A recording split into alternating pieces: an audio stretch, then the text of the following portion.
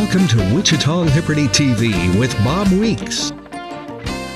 Hello, I'm Bob Weeks for Wichita Liberty TV, your weekly source for news, analysis, and commentary about Wichita, Kansas government and politics.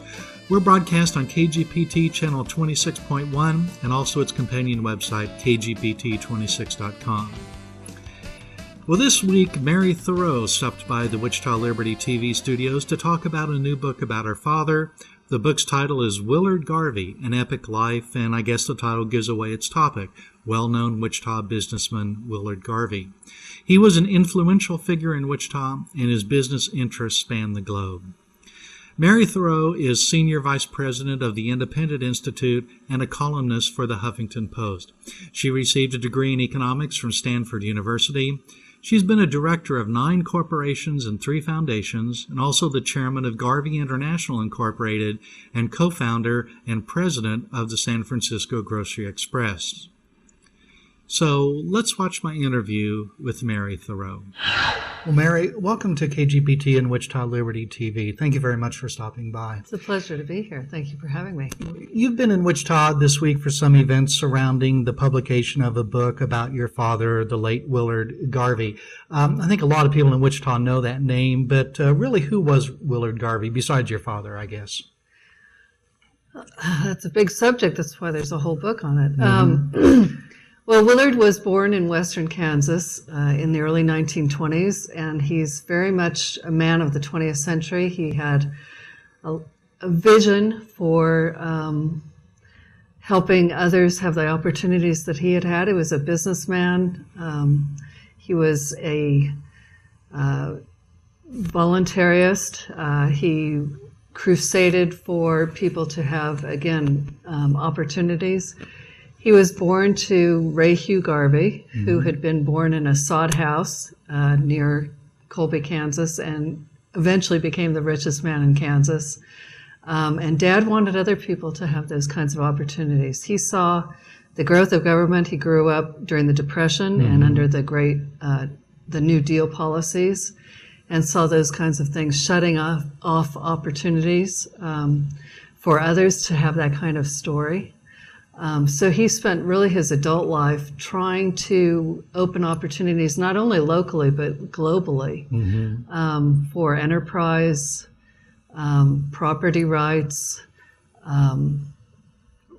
states that respected the rights of their citizens, and so on. Well, I think one of the things that he was noted for was the building of homes around the world in many different countries. And I think the cover of the book that you can see here shows some of his journeys all over the world. And this was done before the days of email and Skype, I think, wasn't it? And it was the pre-jet age and the early jet age. So really phenomenal that he did travel around the world multiple times. This was in primarily the 1950s and 1960s.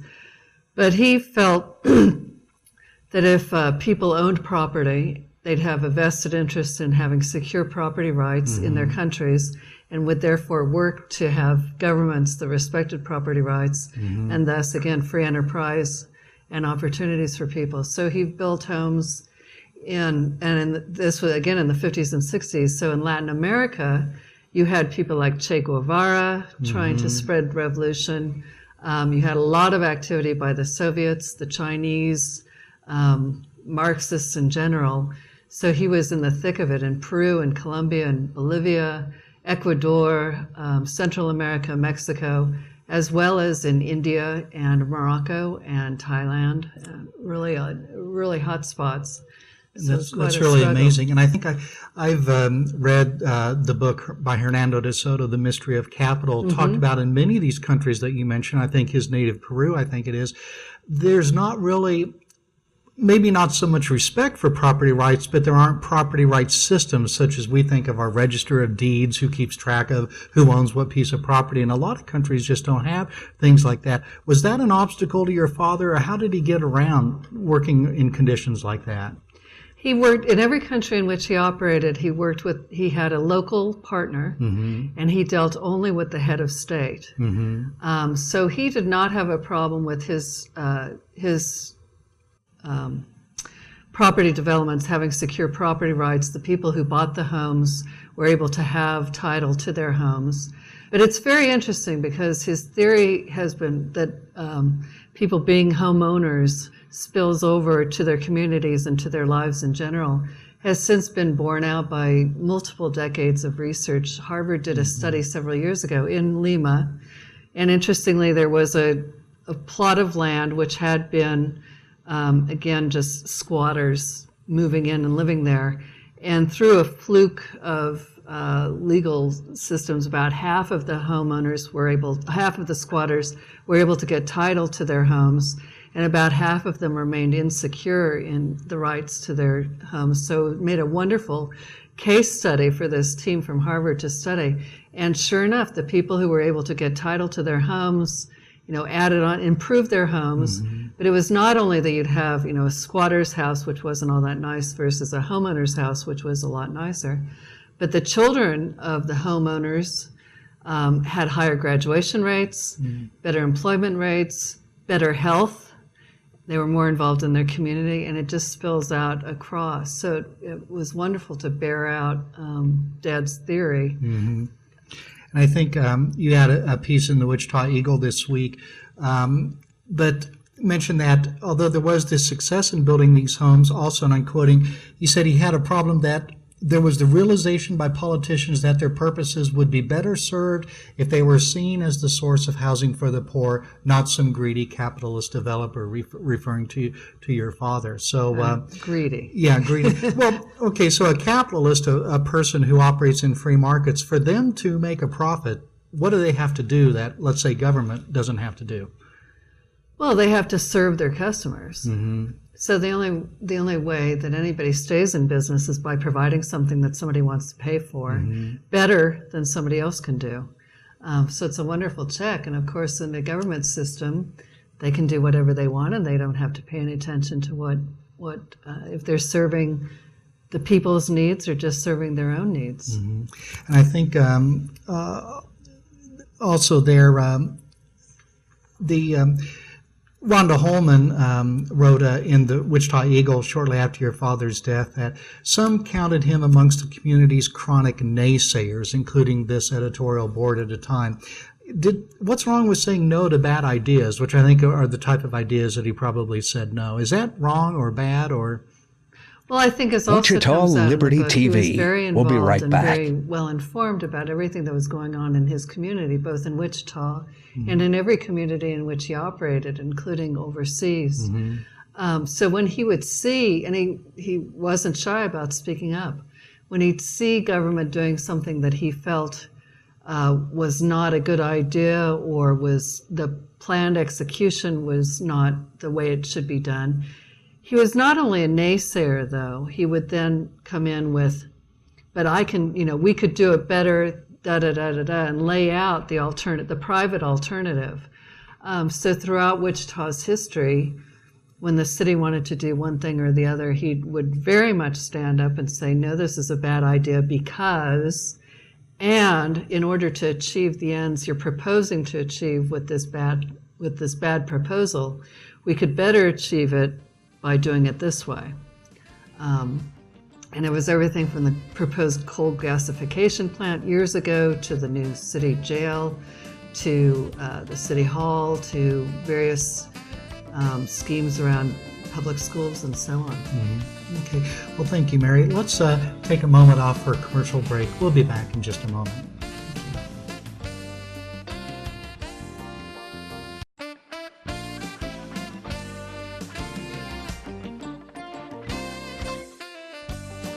Well, welcome back to Wichita Liberty TV. I'm Bob Weeks, and in the studio with me today is Mary Theroux, who's in Wichita to talk about the book published this week about her father, the late Willard Garvey.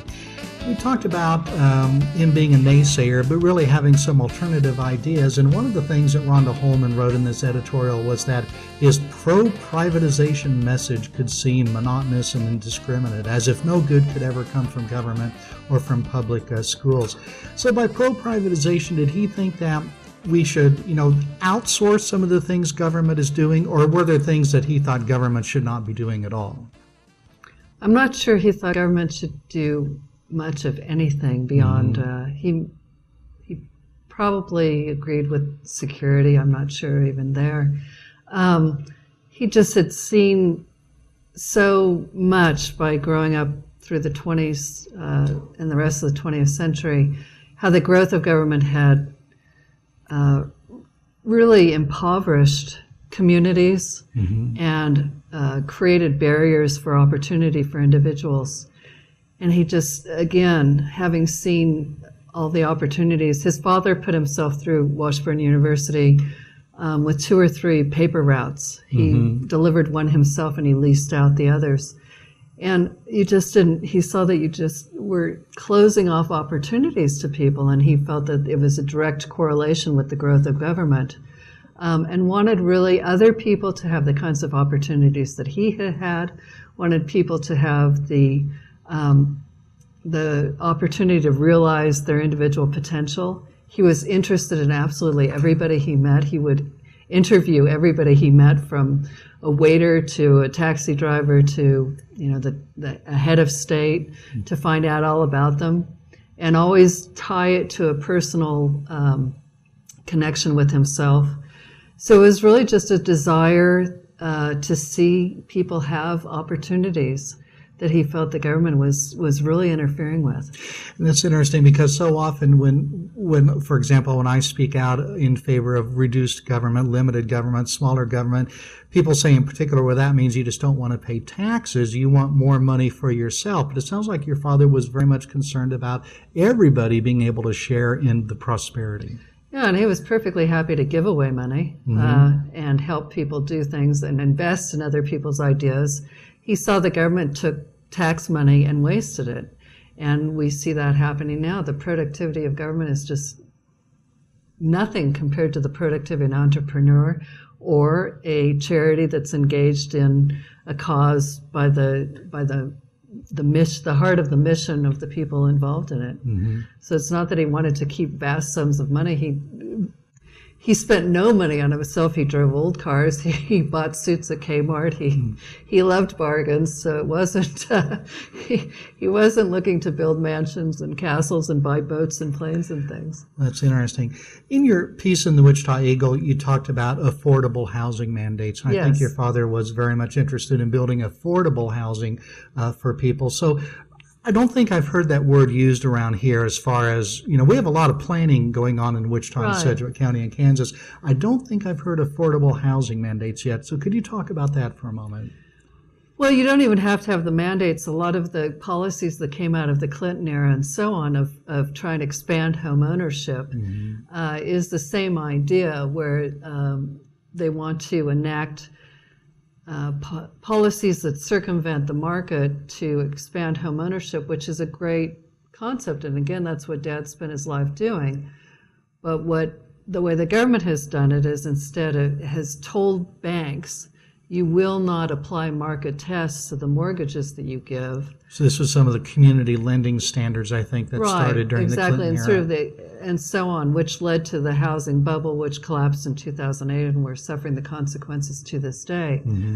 So that's one version of it. Another, and it's very popular in California, where I live, is to actually mandate that if a home builder is given permission to build houses, they have to, within their housing development, set aside 10 to 25% of the homes to be priced so-called affordably for low-income buyers.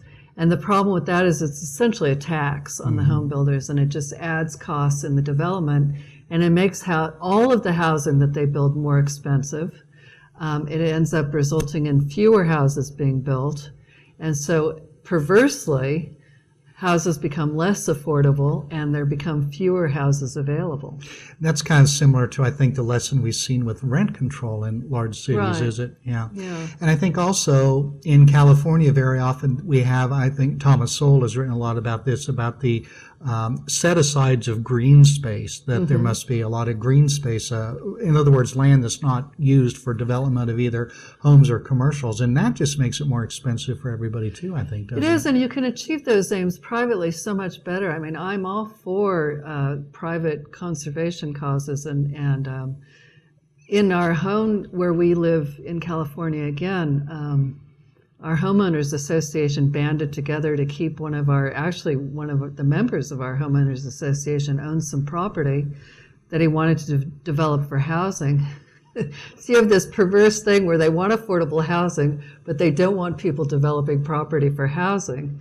But they were using the political process to keep this as, quote, green space. Mm-hmm. And I stood up in a homeowners meeting and I said, look, if you want to keep this as green space, let's be honest, raise a fund, buy it from him, mm-hmm. but not let's deprive him of his property rights by, essentially stealing his property rights and not letting him develop them. And that's the way to do it if you care about green space as I do. And as many people, Liz Koch owns that empty lot at the corner of 13th and Rock Road that she wanted to keep undeveloped. That's the honest way of doing it. Mm-hmm. You buy the land, you set it aside, and then you achieve the aim so much better than stealing property from people. Yeah, very often, the people have a great propensity to want to spend other people's money. And City Hall, we see that all the time. Well, let's take another moment off for a commercial break. We'll be back with Wichita Liberty TV in just a moment.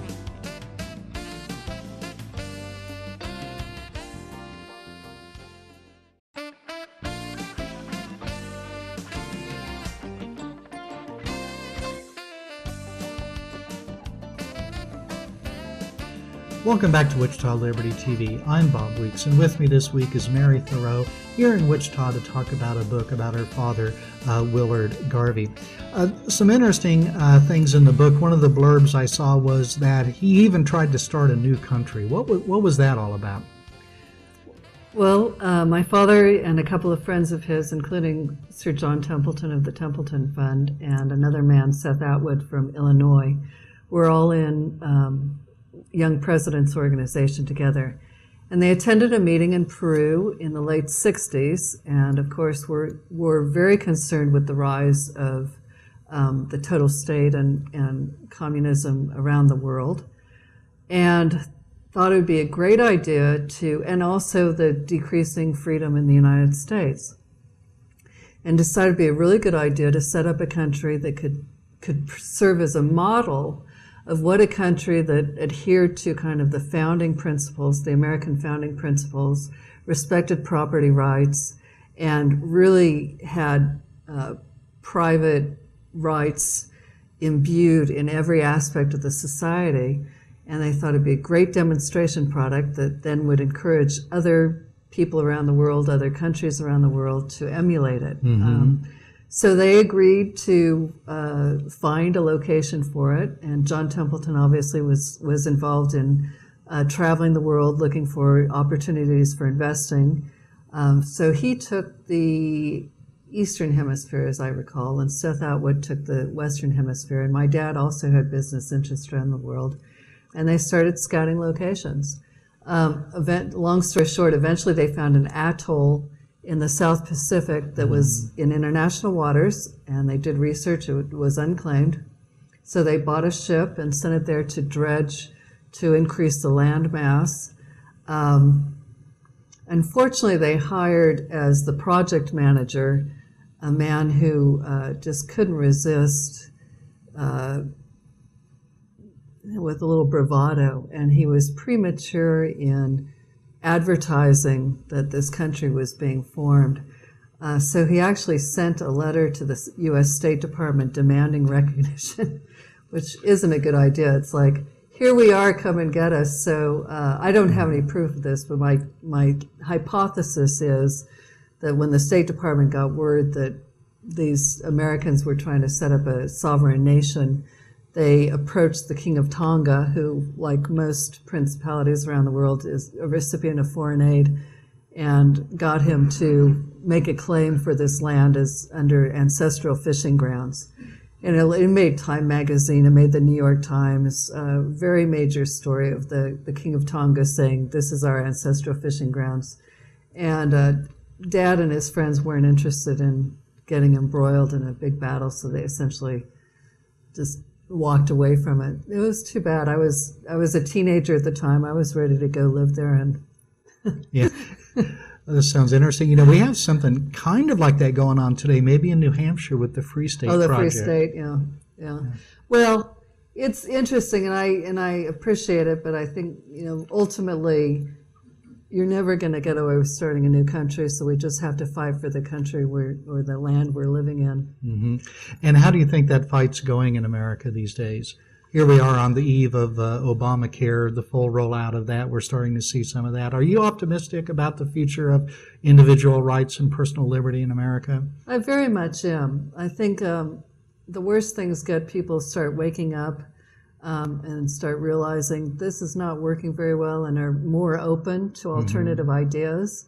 And the more we see the failure of the current zeitgeist, the more open I think people will be to considering alternatives.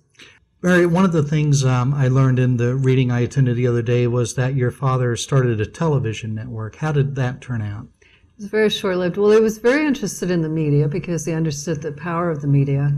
And you, as you may recall, back in the 50s and 60s, there was pretty limited information we'd get. And most of what the media covered, a lot of it would be just taking the official news releases from the government and reprinting it. There wasn't a lot of hard-hitting investigative journalism. You had 3 networks, limited newspapers, and so on. So in the early 60s, they actually started a newspaper called Washington World that was based in Washington, D.C.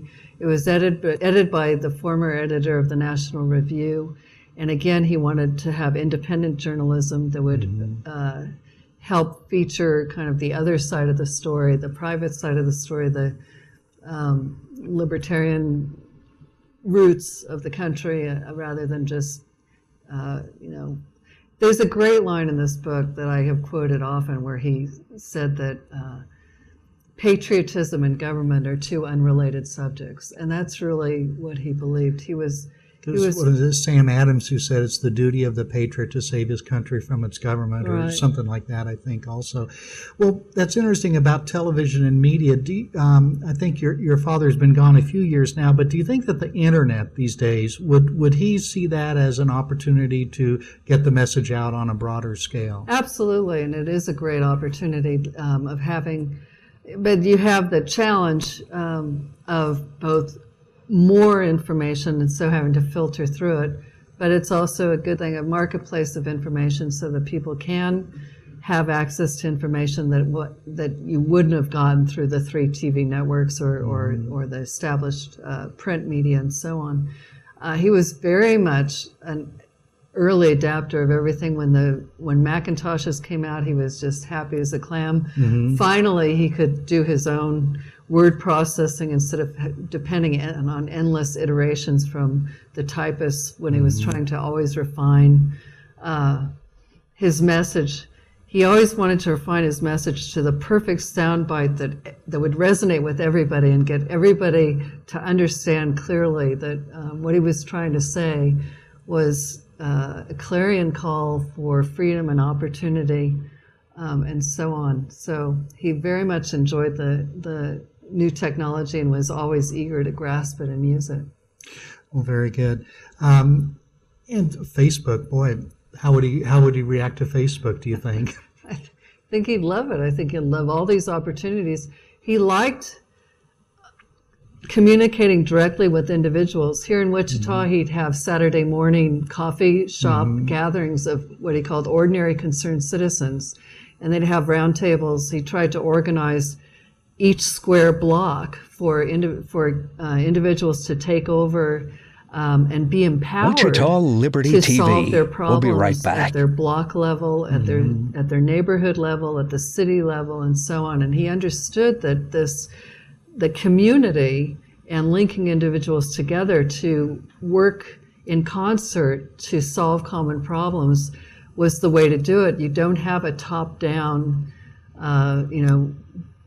the benevolent father in Washington doesn't have to solve every problem, and that's really what the social media is about, is connecting us to work together. Unfortunately, I think in Wichita today we're looking at a top-down from Wichita City Hall very often to solve the problems that we see today and to really fend for our economic growth and development.